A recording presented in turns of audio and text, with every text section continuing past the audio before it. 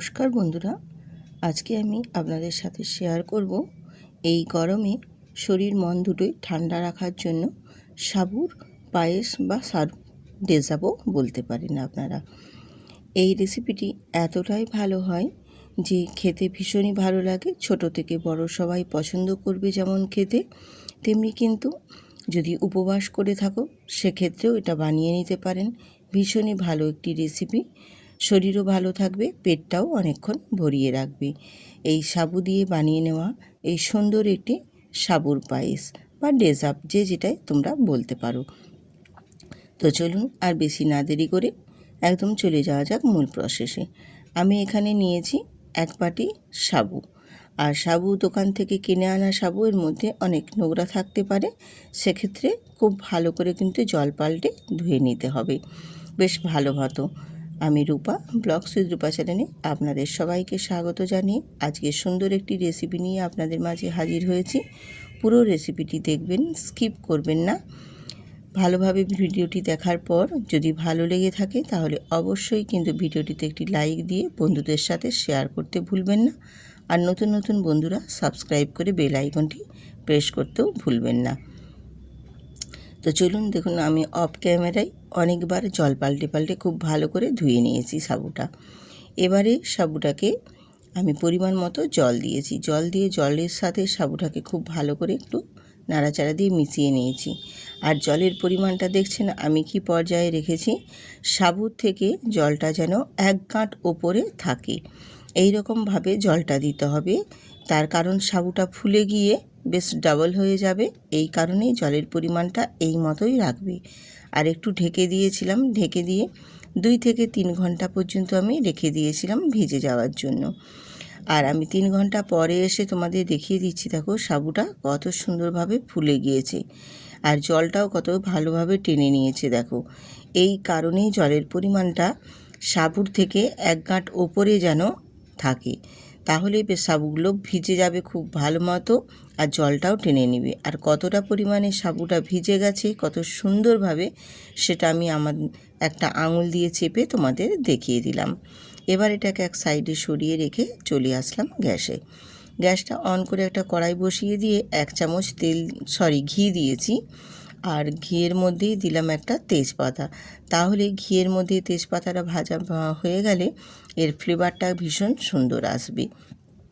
এবারে আমি ওর মধ্যেই দিয়ে দেবো এখানে 500 মতো দুধ দেব, মানে হাফ লিটার দুধ দেব। তো দুধটা কিন্তু আমি আগে থেকেই জাল করে ফুটিয়ে রেডি করে রেখেছিলাম, সেই দুধটাই এখানে আমি অ্যাড করে দিলাম। দিয়ে দুধটাকে একটু নাড়াচাড়া দিয়ে ফুটিয়ে নেব। দুধটা একটু বেশ ভালো মতো আমার আগে থেকেই ফোটানো আছে, আর যে খুব বেশি ফোটাতে হবে তার কোনোই নেই। তো যদি তোমরা চাও ফুটিয়েও নিতে পারো, কোনো অসুবিধে নেই। এবার দুধটার বলক আসা পর্যন্ত অপেক্ষা করব। বলক এসে গেলে এখানে আমি দিয়ে দেব 1 বাটি চিনি। তো চিনির পরিমাণটা যে যেরকম পছন্দ করবে সেই মতো কিন্তু বন্ধুরা দিয়ে দেবে। চিনিটা অনেকে বেশিও পছন্দ করে, অনেকে আবার কমও পছন্দ করে, এই কারণেই আমি বলছি চিনিটা যে যার পছন্দ মতো দেবে। দিয়ে চিনিটাকে খুব ভালো করে একটু দুধের সাথে নাড়াচাড়া দিয়ে চিনিটাকে গুলিয়ে নেব। আর দুধটাও বেশ ভালো মতো কিন্তু একটু ফুটিয়ে নেব। বেশ মোটামুটি আমার দুধটা সাথে চিনিটা বেশ ভালো মতো কিন্তু গুলে গেছে। এবারে আমি দুধটাকে আর একটু ফুটিয়ে নেব বেশ সুন্দর করে। এই রকমভাবে দুধটা যদি ফুটিয়ে উঠে বেশ একটু গাঢ় গাঢ় ভাব হয়ে যাবে, মানে পায়েসটা তখন খেতেও কিন্তু বেশ ভালো লাগবে। এবারে আমি যেহেতু দুধটা খুব ভালো মতো দেখো ফুটে উঠেছে আর ফুটেওছে অনেকক্ষণ ধরে, এবারে আমি এখানে সাবুটা অ্যাড করে দিচ্ছি, ভিজিয়ে রাখা সাবু। আর সাবুটা আমি এখানে একটু বড় দানাটাই নিয়েছি, আপনারা বড় ছোট যে যেটার পছন্দ সেটা নেবে। যে এর কোনো বড় ছোট দানার সঙ্গে টেস্টের কোনো স্বাদের মানে ফারাক হবে তার কোনো মানে নেই, যে কোনো দানা নিলেই হবে। দিয়ে এবারে সাবুটাকে দুধের সাথে খুব ভালো করে নাড়াচাড়া দিয়ে ফুটিয়ে নেব।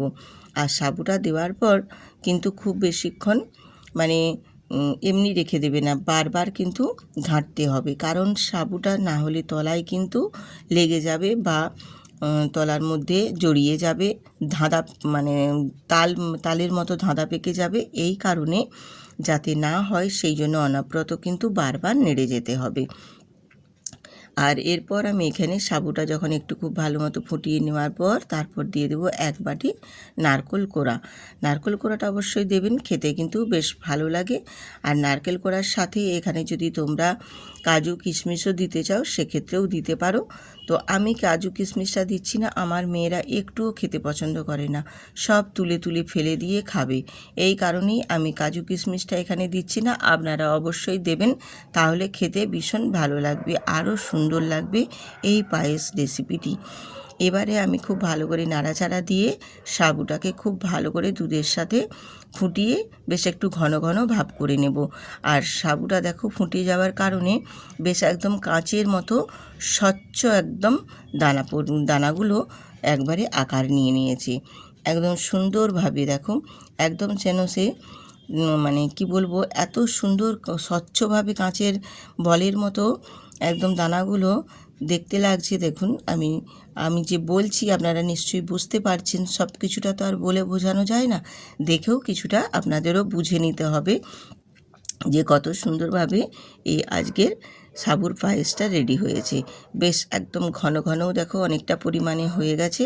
আর এটাকে কিন্তু একটু রেখে দিতে, মানে ঠান্ডা হওয়ার পর এটা আরও ঘন হয়ে যাবে। গ্যাসটা অফ করে যখন নামিয়ে নেব তারপর একটু রেখে দেওয়ার পর দেখবে বেশ আরও ঘন হয়ে যাবে। আর সাবুদার পায়েসটা আমার খুব ভালো মতো ঘনও হয়ে গেছে আর একদম কাঁচের মতো স্বচ্ছ দানাও হয়ে গেছে। ঠিক এই পর্যায়ে আমি গ্যাসটা অফ করে নিয়ে তারপর আমি এখানে 2টো এলাচ ফাটিয়ে দিয়ে দিয়েছি। তো গ্যাসটা অফ করেই কিন্তু চেষ্টা করবেন এলাচের দানাটা দেওয়ার, তাহলে এলাচের যে একটা সুন্দর ফ্লেভার বা মিষ্টি একটা গন্ধ থাকে খুব ভালো মতো থাকবে। দিয়ে এবার এটাকে আমি একটু ঢেকে রেখে দিয়েছিলাম কিছুক্ষণ। তারপর আমি একটা পাত্রে ঢেলে আপনাদের দেখিয়ে দিচ্ছি। যখন আমি ঢাকা দিয়ে রাখার পর যখন এই পাত্রটাতে ঢেলে নিচ্ছিলাম তখন ঘিয়ের আর এলাচের ফ্লেভার দুটো মিশে এত সুন্দর একটা মিষ্টি গন্ধ বেরোচ্ছিল, ভীষণ ভালো লাগছিল বন্ধুরা। আর একটা পাত্রে ঢেলে নেওয়ার পর আমি তোমাদের যে দেখাচ্ছি, দেখো কতটা পরিমাণেই গাঢ় হয়ে গেছে, দেখো বা ঘন হয়ে গেছে পায়েসটা।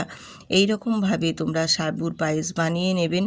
উপবাসের দিনেও যেমন আপনারা খেতে পারবেন, এছাড়াও বাড়িতে রুটি পরোটার সাথেও খেতে পারবেন। ভীষণ ভালো লাগে খেতে, আমাদের বাড়িতে ভীষণ পছন্দ করে। আপনাদের বাড়িতে সবাই কীরকম পছন্দ করবে আপনারা বাড়িতে বানিয়ে ট্রাই করে তারপর আমাকে কমেন্ট বক্সে কমেন্ট দেবেন বন্ধুরা, যে কীরকমভাবে এটা লেগেছে তোমাদের এই আজকে সাবুর পায়েস বা সাবুর ডেজার্ট।